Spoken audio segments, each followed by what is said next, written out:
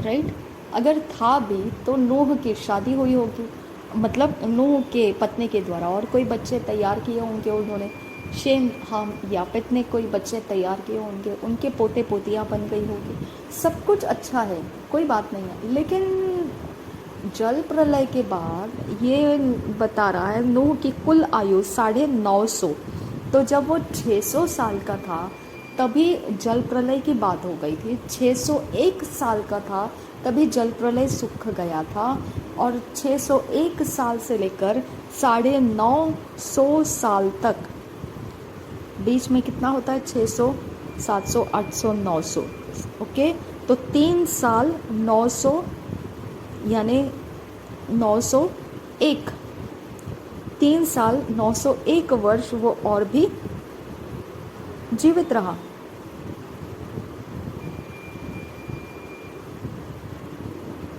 तीन साल नहीं,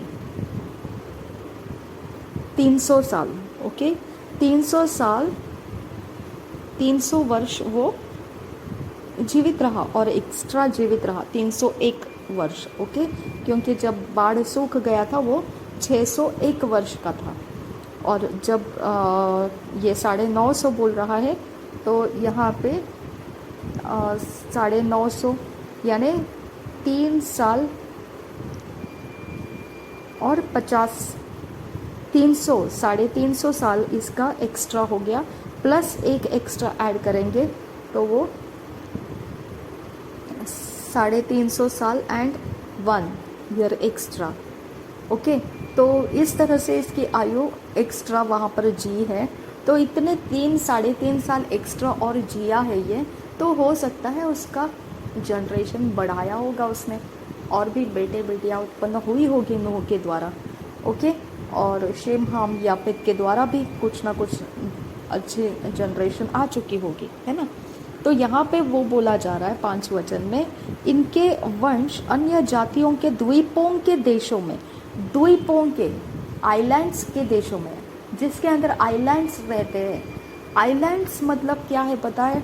जो समंदर के बीच में एक पृथ्वी का सूखा ज़मीन रहेगा, उसके ऊपर मनुष्य की बस्ती लग जाती है, या वहाँ पे मनुष्य लग जाता है कहीं कुछ काम करने, तो वो आइलैंड के ऊपर रह रहा है, उसको आइलैंड बोलते हैं। ओके, समंदर है लेकिन बीच में ही एक सूखी ज़मीन मिल जाती है, ठीक है। लेकिन वहाँ बस्ती नहीं हो सकती क्योंकि चारों ओर से समंदर है और बीच में वो ज़मीन है, तो कभी भी वो ज़मीन समंदर के पानी के नीचे डूब सकती है। तो उसके ऊपर ना हमेशा मार्शी ऐसा ग्राउंड रहता है। ओके, गीला गीलापन रहता है उसमें। ओके, तो उसके अंदर हमेशा वो फंगल या ऐसे ही प्रकार के जो चीज़ें हैं, जो हरियाली है। ओके, तो फिसलने वाली चीज़ें, पैर फिसल जाते हैं ऐसे। ओके, तो वहाँ पे वो ही होता है। तो इसकी वजह से मनुष्य की बस्ती ऐसे मॉइस्ट मार्शी एरिया में चल नहीं सकता है मनुष्य, उसके अंदर दलदल की तरह रहता है वो। लेकिन वहाँ पे ऐसे आइलैंड्स थे जिसके ऊपर अन्य जातियाँ रहा करती थी। तो इसका मतलब जब फ्लड आ रहा था तो फ्लड के वक्त में कहीं ना कहीं तो फ्लड सूखने के बाद ऐसे ऐसे ज़मीनें हो चुकी थी जो पानी के अंदर सूखी पड़ी हुई है और बीच में ही सूखी पड़ी हुई है, और वो आइलैंड के ऊपर कोई कोई मनुष्य बस्तियाँ थी। तो ये हो सकता है ऐसा कि जो माइटी मैन, जो परमेश्वर के पुत्र और मनुष्यों के पुत्रियों का जो संगम से माइटी मैन बन गए थे, और दानव, उन समय में दानव भी रहा करते थे। हो सकता है अन्य जाति दानवों के बारे में बोली जा रही है, हो सकता है ऐसा, हो सकता है। मैं बोल रही हूँ, ये नहीं बोल रही हूँ कि ये वही लोग हैं। मैंने एक अंदाज से बोला कि हो सकता है वो जो मनुष्य पुत्रियों के साथ स्वर्गदूतों के काम जो हुए, हो सकता है वो लोग और साथ में दानव लोग, ठीक है, हो सकता है ऐसे मैंने बोला। देशों में ऐसे बंट गए कि वे भिन्न भिन्न भाषाओं, कुलों और जातियों के अनुसार अलग अलग हो गए। तो यहाँ पे देखेंगे तो उन अन्य जातियों की भाषा भी थी, उनके कल्चर भी थे, उनके रिलीजन भी थे। ओके, उनके टाइप भी थे, अलग अलग टाइप थे उनके अंदर। ओके, तो उनके बीच में जाकर ये लोग बट गए। हाम के पुत्र कुश, मिस्र, अच्छा, यपेत के बारे में बोला गया है ये। ओके, यपेत के गोमेर, मगोग, मादे, यवान, तबल, मशेक और तिरास हुए। गोमेर के पुत्र अशकनज, रिपत और तोगरमा हुए। और यवान के वंश में एलीशा और तरशीश और कित्ती और दोदानी लोग हुए। इनके वंश अन्य जातियों के। ओके, तो यपेत का वंश के बारे में बोला है। और परमेश्वर का वचन, नूह का आशीर्वाद यपेत के ऊपर क्या था? 27 वचन में देखिए, 9 अध्याय के 27 वचन में यपेत के ऊपर ये था कि उसका वंश फैलाए, परमेश्वर यपेत के वंश को फैलाए। और यपेत अपना निवास स्थान कहाँ पर पाएगा? शेम के तंबुओं में उसको रहने की जगह मिल जाएगी। यपेत अपने आप को वहाँ रखेगा, शेम के तंबुओं में, लेकिन उसके जनरेशन कहाँ चले जाएंगे? फैलते जाएंगे। ओके, ऐसा लिया है। तो यपेत के जनरेशन मिल गए, गोमेर, मागोग, मदई, यावान, तुबल, मेशेक और तिरास। और फिर इनके भी आगे जाकर बच्चे पैदा हो गए। और ये सब अन्य जातियों के द्वीपों के देशों में ऐसे बंट गए, यानी फैल गया। यपेत का जनरेशन अब फैल गया। ओके, और हर एक जगह की भाषा अलग थी, कल्चर अलग थे, ये लोग अलग थे। ओके, ये लोग परमेश्वर के सुनते हुए आए हैं, इनको परमेश्वर से मुलाकात हुआ है, ये जानते हैं परमेश्वर को। और इसके बाद अब ये जातियों के बीच में आए हैं। तो ये जातियों के बीच में ऐसे आए हैं जिनको परमेश्वर ने कांटेक्ट नहीं किया है। वो ऐसे पीढ़ियों के बीच में आए हैं जिनका परमेश्वर के साथ कोई बातचीत नहीं होता है। ओके, वो ऐसे जनों के बीच में आए हैं जो परमेश्वर को मानते नहीं हैं, कि वो परमेश्वर का डर रखने वाले लोग, ऐसा नहीं है। लेकिन एक कॉमन सेंस, जनरल सेंस के ऊपर वो जीते हैं। उनका कल्चर, उनका रहन सहन, उनकी कैटेगरी ये लोगों से अलग थी। ओके, वो यपेत जो है इससे अलग थे, उनके कैरेक्टर्स, कैटेगरीज। ओके, हाम के पुत्र कुश, मिस्र, फूत और कनान हुए। और कुश के पुत्र सबा, हवीला, सबता, रामा और सबुतका हुए। और रामा के पुत्र शबा और ददान हुए।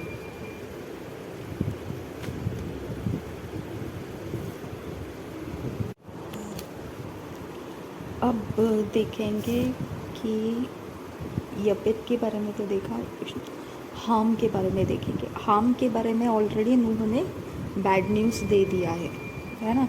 तो अभी थोड़ा सा ध्यान देंगे हाम के साथ कैसे कैसे लाइफ का टर्निंग होता जा रहा है। क्योंकि हाम के पुत्र कुश, मिस्र, देखो मिस्र देश में कौन था? इजराइल बंधुआई हो चुके थे, मिस्र के अंदर से छुड़ा के लाना पड़ा था। ओके, इजराइलियों को छुड़ा के लाना पड़ा था।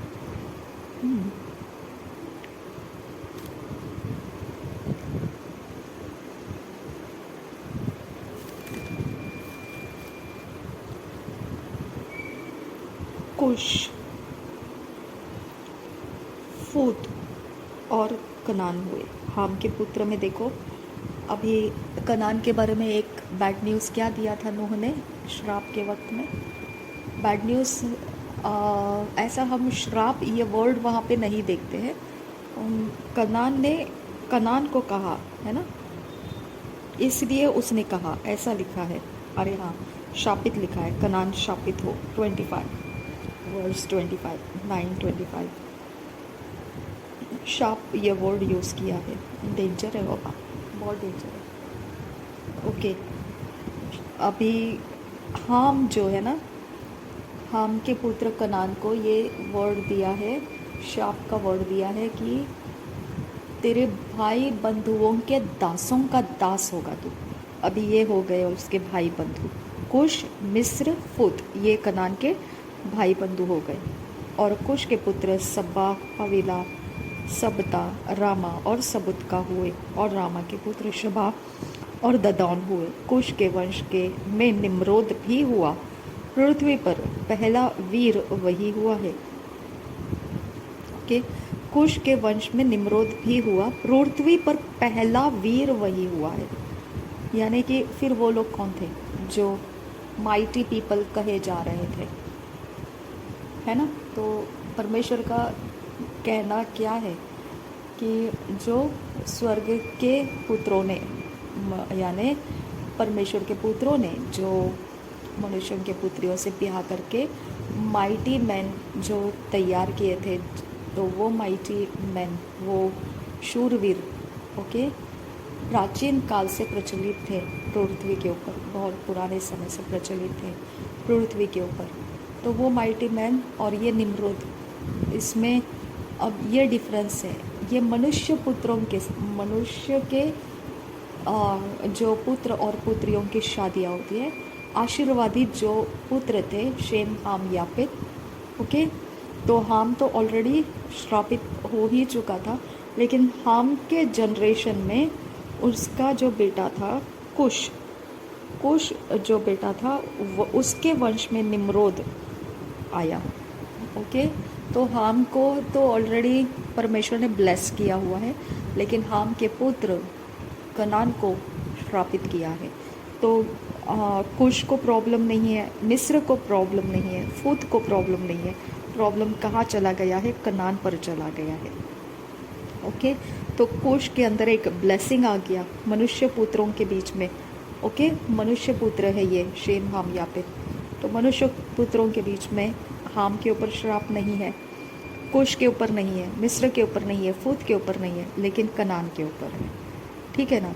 तो ये कुश के बारे में बताया जा रहा है। कुश के वंश में निम्रोद भी हुआ। पृथ्वी पर पहला वीर वही हुआ है, वह यहोवा की दृष्टि में पराक्रमी शिकार खेलने वाला ठहरा। इससे वह कहावत चली है, निम्रोद के समान यहोवा के दृष्टि में पराक्रमी शिकार खेलने वाला।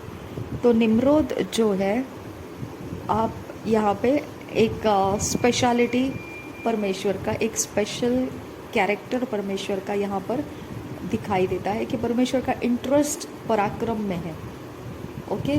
और परमेश्वर का उसने कुछ कनेक्शन बताया, पराक्रमी शिकार खेलने वाला यहोवा की दृष्टि में पराक्रमी शिकार खेलने वाला ठहरा। इससे यह कहावत चली है, निम्रोद के समान यहोवा की दृष्टि में पराक्रमी शिकार खेलने वाला। तो ये निम्रोद मनुष्य की जाति का है, ये वो स्वर्गदूत और मनुष्यों के पुत्रियों वाला माइटी मैन नहीं है, शूरवीर नहीं है, ना ही दानव के समान की जाति का है। लेकिन ये जो है, ये हाम, जिसे परमेश्वर ने शेम हाम यापेत को आशीर्वाद करके धनुष्य दिखाया था और पृथ्वी के साथ उनका कोई करार बनाया है जो कभी भी उनको जल प्रलय से मार नहीं डाला जाएगा, ये सब बातें हुई तब शेम हाम यापेत तीनों आशीर्वादित किए गए थे परमेश्वर के द्वारा। बहुगुणित हो जाओ पृथ्वी के ऊपर आशीर्वाद लेकर निकले हुए थे। तो इनके ऊपर कोई श्राप नहीं था, ओके। इनके खाने पीने के बारे में बताया गया था कि ये मांस नहीं खाना है, और मांस खाएंगे लेकिन लहू के साथ नहीं खाना है, और मनुष्य के साथ उनका कोई लहू बहाने का काम नहीं होना चाहिए, उसका बदला परमेश्वर लेगा। ये सारी बातें नूह के साथ उसने कर रखी थी, ओके। तो इनके ऊपर कोई नेगेटिविटी तो है नहीं। तो यहोवा उनसे खुश था, जैसा परमेश्वर यहोवा आबिल से खुश था कि चलो आबिल चरवाही करने निकला है, कोई बात नहीं है, और उसने चरवाही के भेड़ में से, चरवाही के पहलोठों में से पहले को लेकर आया और हष्ट पुष्ट को लेकर आया, और उसका चर्बी जो है वो अर्पण को चढ़ाया। परमेश्वर उससे खुश रहा।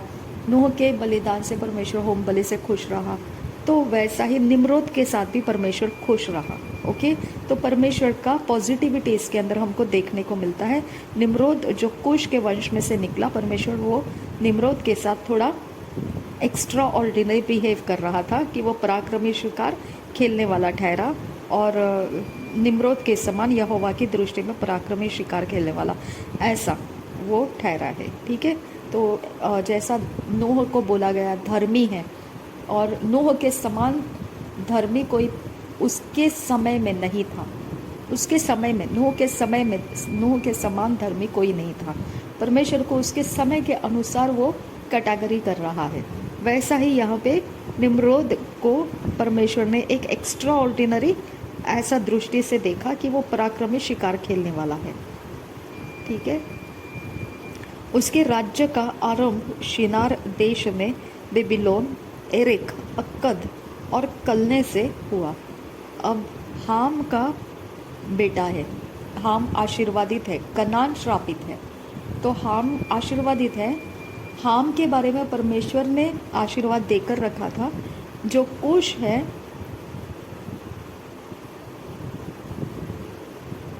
जो कुश है वो हाम का पुत्र है।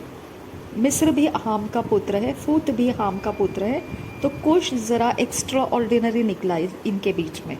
उसका राज्य शुरू हो गया। उसने एक एक अपना टेरिटरी बनाना शुरू किया। ओके, एरेक, अक्कद और कालने से हुआ। अब ये जगह के ज़मीनों के नाम उसी तरह से जैसा अदन की वाटिका बनाई, तो अदन के पूर्व की तरफ परमेश्वर ने वाटिका लगाई। फिर वहाँ से जो अदन के वाटिका के अंदर जो पानी का ज़रूरत पड़ा, तो परमेश्वर ने महानदी को खोला। महानदी 4 स्ट्रीम्स में बट गई। तो वहाँ से कुश ये नाम को हम पढ़ते हैं। ओके, हवीला, कुश, यहाँ पे देखते हैं जो दूसरे अध्याय का 10 वचन से, उस वाटिका की को सींचने के लिए एक महानदी, दूसरे अध्याय का 10 वचन पढ़ रही हूँ मैं, कुश को दिखाने के लिए। ओके, उस वाटिका को सींचने के लिए एक महानदी अदन से निकली और वहाँ से आगे बहकर 4 धाराओं में बंट गई। पहली धारा का नाम पिशोन है। यह वही है जो हवीला नाम के सारे देश को, जहाँ सोना मिलता है, घेरे हुए है। उस देश का सोना चोखा होता है, वहाँ मोती और सुलेमानी पत्थर भी होते हैं। ओके, तो याद रखिए ये हवीला नाम जो है वो देश को घेरे हुए थी। अभी दूसरा जो है, देखिए दूसरी नदी का नाम गिहोन है। यह वही है जो कुश के सारे देश को घेरे हुए है। ठीक है, तो कुश के देश को घेरे हुए है। यहाँ पे हमको अशुर के नाम को भी बताया गया है कि एक हिदक्केल नाम की थी, वो अशुर को के पूर्व की ओर बह रही थी। वो अशुर को घेरी नहीं थी, लेकिन हवीला को और कुश को घेरी हुई थी। अशुर के सामने से निकल जा रही थी, वो पूर्व की ओर जा रही थी।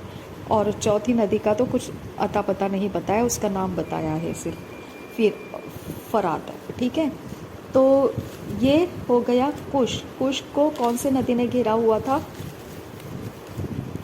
पिशोन, जो पहली नदी हवीला को घेरी हुई थी। दूसरी नदी गिहोन, पिशोन, गिहोन, हिदक्केल, फरात। ओके, पिशोन, गिहोन, हिदक्केल, फरात। अब यहाँ पे पिशोन जो है, वहाँ पे पिशोन नदी का नाम है। पिशोन हवीला नाम के देश को घेरे हुई थी, और हवीला नाम का देश जो है वो बहुत कुछ बहुमूल्य ऐसी चीज़ों से जाना जाता था। अब दूसरी जो थी वो गिहोन, गिहोन जो है कुश को घेर कर जा रही थी। और तीसरी जो है वो हिदक्केल, जो अशूर के पूर्व की तरफ से जा रही है, आगे बहती हुई जा रही है, वो घेरी हुई नहीं थी। और लास्ट में फरात नदी था।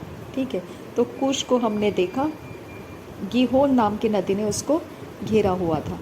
महानदी में से 4 स्ट्रीम जो निकले वो कुश को घेरे हुए थे। तो कुश जगह का नाम है, और यहाँ पे कुश जो है वो लूत के बेटे के हाम के पुत्र का नाम है कुश। ओके, वहाँ पे वो ज़मीन का नाम है, और यहाँ पर वो बेटे का नाम है।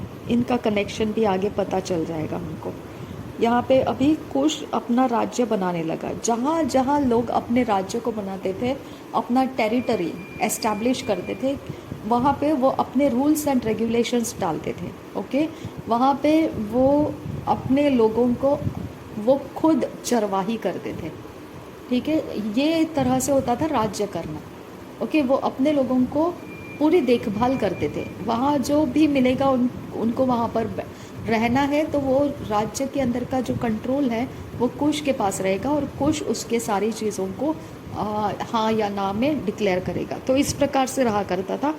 उसके अंदर कोई एंटर करेगा तो वो स्ट्रेंजर होकर नहीं रह सकता है, उसको जानकारी के साथ रहना है कि उसका राज्य कुश के हाथ में है।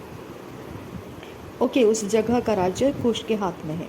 तो इस प्रकार से कुश का राज्य शुरू हो गया। और ये लोग ऐसे रहते थे कि जो नाम से वो जो इंसान है उसका ही नाम से वो ज़मीन को पहचाना जाएगा, उसी के नाम से वो राज्य को पहचाना जाएगा। ठीक है, जैसे दाऊद का राज्य, सुलेमान के राज्य, ऐसे जो है ना, जिनके नाम से वो कंट्रोल किया जा रहा है उसी नाम से उनका राज्य जाना जाता है। ठीक है, तो इसके लिए वो गिहोन नदी जो है कुश के चारों ओर से घेरी हुई है, ये बोला है। तो हो सकता है ये वही कुश है जो हाम का पुत्र है, हो सकता है, कॉन्फिडेंस से नहीं बोल रही हूँ, हो सकता है ऐसा मैंने बोला। तो 10 वचन, उसके राज्य का आरंभ शिनार देश में बेबीलोन, एरेख, अक्कद और कलने से हुआ।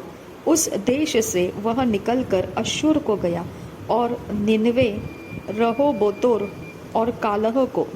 अब देखिए यहाँ पर अश्शूर का भी नाम सुना हमने।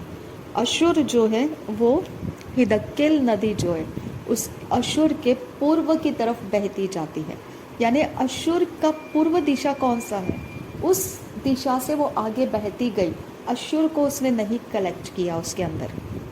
ओके, तो अश्शूर का पूर्व दिशा जिस तरफ है उस दिशा की ओर वो बहती जा रही थी। ओके, उसने घेरा नहीं उसको। नाउ अश्शूर के बारे में भी नाम आ गया यहाँ पे। उस देश से वह निकलकर अश्शूर को गया। ये अश्शूर अभी ज़मीन का नाम है। अश्शूर को गया और निनवे, रहोबोतीर और कलह को, और निनवे और कलह के बीच जो रेसेन है उसे भी बसाया। बड़ा नगर यही है। अच्छा, तो अब ये कुश जो है ना, उसके बेटे का नाम निम्रोद है और वो वीर है, पराक्रमी है। ओके, पराक्रमी इंसान हमेशा एस्टैब्लिश करता रहता है। ओके, वो किसी से डरता नहीं है। ओके, वो क्या लिखा है यहाँ पर, शिकार खेलने वाला, पराक्रमी शिकार खेलने वाला। तो जहाँ पे पराक्रमी लोग रहते हैं ना, उनके इर्द गिर्द में लोग हमेशा प्रोटेक्शन के लिए या रिफ्यूज के लिए आ जाते हैं। तो उनके संगति में रहने वाले सब उस इंसान के कारण चिपके हुए रहते हैं कि ये इंसान के कारण हम प्रोटेक्टेड रहेंगे, ये इंसान के कारण हमारे ऊपर कोई प्रबल नहीं होगा। ओके, तो निम्रोद उनके अंदर का वो एक स्टैंड बन गया था कि लोग उसके आश्रय में रुका करते थे क्योंकि वो पराक्रमी है। ओके, तो कुछ भी हानि की चीज़ उसके सामना करेगी तो वो उसको उड़ा देना जानता है, वो उस खतरों से खेलना जानता है।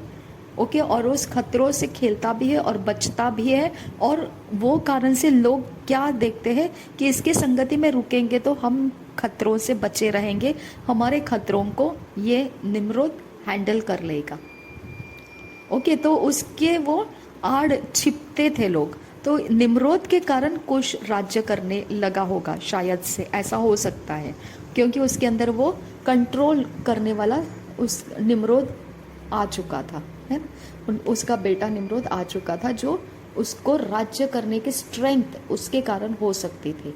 ओके, तो यहाँ पे कुश फैलने लगा। ओके, कुश का बाउंड्री जो है वो अश्शूर की तरफ चला गया।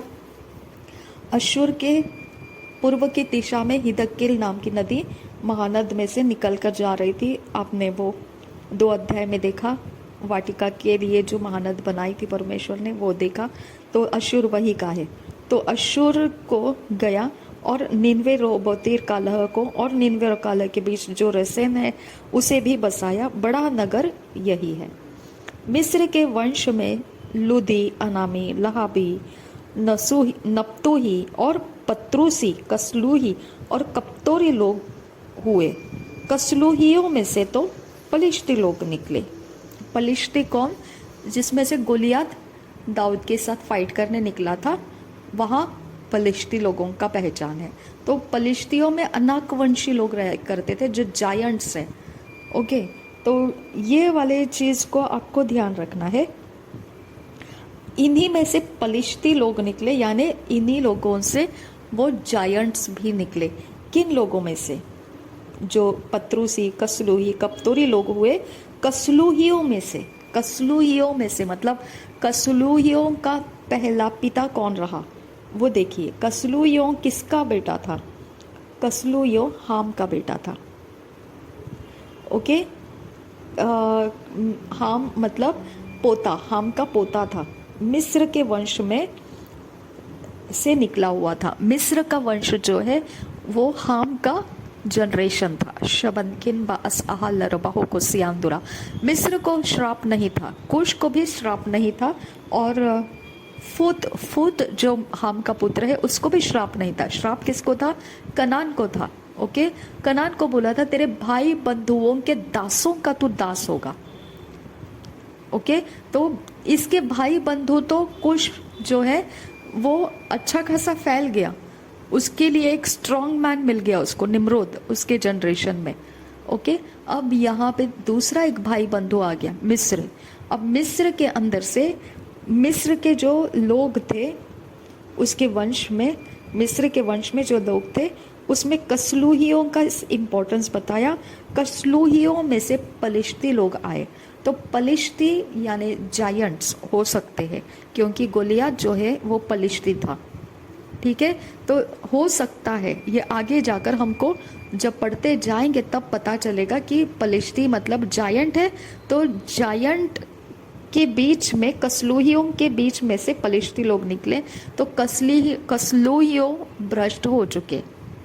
जायंट्स है तो जायंट्स मतलब, कसलूहियों में जायंट्स कैसे आ सकते? कसलूहियों मतलब क्या हो गया, वो मिस्र के वंश में लूदी, अनामी, लिहाबी, नप्तुही और पत्रूसी और कसलूही और कप्तोरी लोग हुए। ओके, तो इन लोगों का वंश मिस्र का वंश था। ये लोग मिस्र के वंश थे, लेकिन इनके बीच में कसलूही जो है, इनके बीच में से पलिश्ती लोग बने। ओके, तो जायंट्स इनके बीच में कैसे आया? एकदम स्ट्रेंज लगता है ना? क्योंकि मिस्र तो हाम का पुत्र है, हाम को तो परमेश्वर ने इंसानी ब्लेसिंग में रखा है। हाम के पुत्र बने हुए मिस्र के वंश के अंदर पलिश्ती लोग निकला है। एक उसके वंश के अंदर एक जो वंश था, जो कसलूही वंश था, वो कसलूही वंश में से पलिश्ती लोग निकले। ओके, अब आगे देखते हैं 15 वचन। अब आ गया बॉस कनान। कनान के वंश में उसका ज्येष्ठ पुत्र सिदोन, तब हित्त, यबूसी, एमोरी, गिरगाशी, हिव्वी, अर्की, सीनी, अरवदी, समारी और हमाती लोग भी हुए। फिर कनानियों के कुल भी फैल गए। ओके, यहाँ पे देखिए, कनान के वंश में उसका ज्येष्ठ पुत्र सिदोन, कनान के वंश में उसका ज्येष्ठ पुत्र बना सिदोन, तब हित्त, यबूसी, एमोरी, गिरगाशी, हिव्वी, अर्की, सिनी, अरवदी, समारी और हमाती लोग भी हुए। फिर कनानियों के कुल भी फैल गए। ओके, तो कनान को क्या मिला था? कनान को श्राप मिला था। कनान दासों का दास, अपने भाई बंधुओं के दास होगा, दास होंगे, वो दासों के भी कनान दास बनेगा। अगर कनान के ऊपर ये श्राप है तो डेफिनेटली सोच लीजिए कनान के वंश के ऊपर भी वो श्राप जाता है। ओके, अब उसके बाद शेम और यपेत का भी वो दास बनेगा। तो शेम और यपेत के जनरेशन के बारे में क्या दिखाता है? शेम का जनरेशन में यपेत का जनरेशन दिखाता है कि वो अन्य जातियों के द्वीपों के देशों में ऐसे बंट गए कि वे भिन्न भिन्न भाषाओं, कुलों और जातियों के अनुसार अलग अलग हो गए। ओके,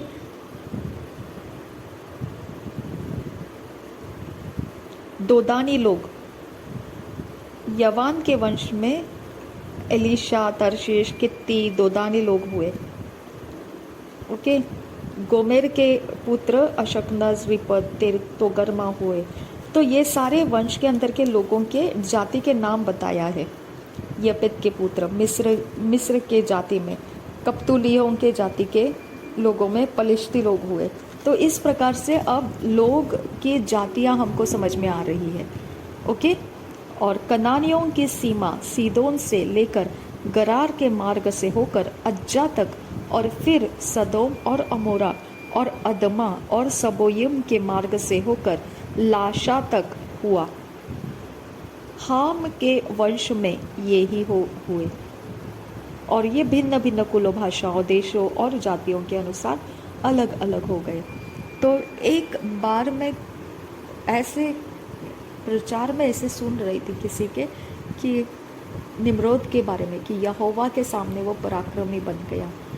ओके, तब मेरी समझ में नहीं आया, क्योंकि मुझे ऐसे लगा ये तो वहाँ पे भी लिखा है, जो जहाँ जैसा बीज वैसा फसल आएगा। ये तो पराक्रमी के बारे में तो वहाँ पे भी लिखा है कि स्वर्ग के पुत्र जो थे और मनुष्य के पुत्री, उनके द्वारा भी ऐसे शूरवीर लोग जन्म ले चुके हैं। तो ये कोई पहला इंसान नहीं है ऐसा कि शूरवीर है, वहाँ पर भी शूरवीर जन्मे हैं। लेकिन मैं इस बात को फ़र्क करना नहीं आया था मुझे कि वो शूरवीर जो बने थे वो पोल्यूटेड थे, और ये शूरवीर जो निम्रोद बना है ये कंप्लीट कैरेक्टर परमेश्वर के आशीर्वादों से बने हुए मनुष्यों के बीच में से है। ये फर्स्ट पर्सन है निम्रोद। ओके, अब मेरी समझ में आ गया। वो करप्टेड में से शूरवीर थे जो 6 अध्याय में हम देखते हैं। लेकिन ये वाला अध्याय में जो शेम का जनरेशन में हम जब देखते हैं, कुश के वंश में जो कुश का पुत्र जो निम्रोद है, कुश के अंदर जो हम देखते हैं, तो उसमें से हमको पता चलता है कि ये जनरेशन मनुष्य का अनकरप्टेड शुद्ध जनरेशन में से ये पराक्रमी है, और ऐसा ही परमेश्वर उसके तारीफ में बोल रहा है कि वो सबसे अच्छा पराक्रमी। ओके, और ये कुश जो था वो हाम के अंदर से निकला हुआ था। कुश मिस्र